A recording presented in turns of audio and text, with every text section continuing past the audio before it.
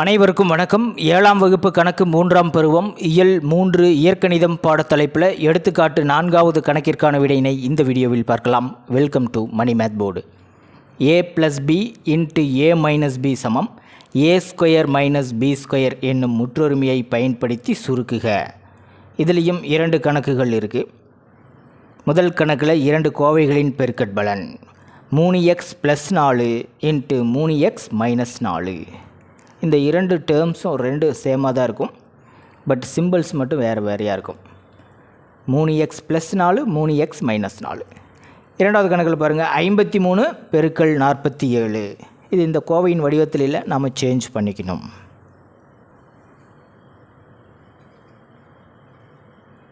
ஏழாம் வகுப்பில் இயற்கணிதம் டாப்பிக்கில் மொத்தமாக 4 முற்றொருமைகள் தான் இருக்குது. இது 4வது முற்றொருமை. 4 முற்றொருமைகளையும் ஒரு முறை நினைவுபடுத்திக்கலாம். x + a × x + b = x² + x × a + b + ab. இரண்டாவது முற்றொருமை a + b² = a² + 2ab + b². மூன்றாவது முற்றொருமை a - b² = a² - 2ab + b². நான்காவது முற்றொருமை இந்த கணக்கில் தான் இருக்குது. a + b × a - b = a² - b². முற்றொருமைகளை நிறைய முறை எழுதி பார்க்கணும். முற்றொருமைகளை பயன்படுத்தி நிறைய கணக்குகளை செய்து பார்க்கணும். அப்போது தான் இந்த முற்றொருமைகள் உங்கள் மனதில் நிற்கும். முதல் கணக்கு எழுதிக்கலாம். 3x + 4 × 3x - 4. அடுத்தது இந்த முற்றொருமை எடுத்து எழுதிக்கணும். a + b × a - b = a² - b². a + b × a - b வடிவத்தில் கணக்கு இருக்குது. நாம் a² - b² அப்படின்னு சுருக்கணும். இப்போ ஏவோடைய வேல்யூ என்ன, பியோடைய வேல்யூ என்ன, இந்த கணக்கில் நம்ம கண்டுபிடிக்கணும். a இருக்கிற இடத்துல 3x இருக்குது, b இருக்கிற இடத்துல 4 அப்படின்னு இருக்குது. இந்த முற்றொருமையில் இந்த 2 மதிப்புகளையும் பிரதியிடணும். a + b, இப்போ 3x + 4. a - b, இப்போ 3x - 4 = பாருங்கள் கணக்கு அப்படியே வந்துடுச்சு. a² - b². a² அப்படின்னா என்ன, ஏக்கு பதிலாக 3x, இப்போ 3x². 3x² போட்டக்கூடாது, 3x². இந்த இடத்துல தான் நீங்கள் தப்பு பண்ணுவீங்க. ஸோ கேர்ஃபுல்லாக நீங்கள் போடணும். -b². b²னா 4². பாருங்கள் 3க்கும் ஸ்கொயர் எக்ஸுக்கும் ஸ்கொயர் அப்படின்னு அர்த்தம். இதை சுருக்கும்போது 3² 9. அப்போ 9x². 4²னா நாங்கள் 16. 9x² - 16. அவ்வளோதான் ஆன்சர்.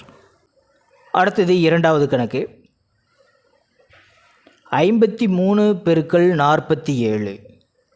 முற்றொருமை எடுத்து எழுதணும். a + b × a - b = a² - b².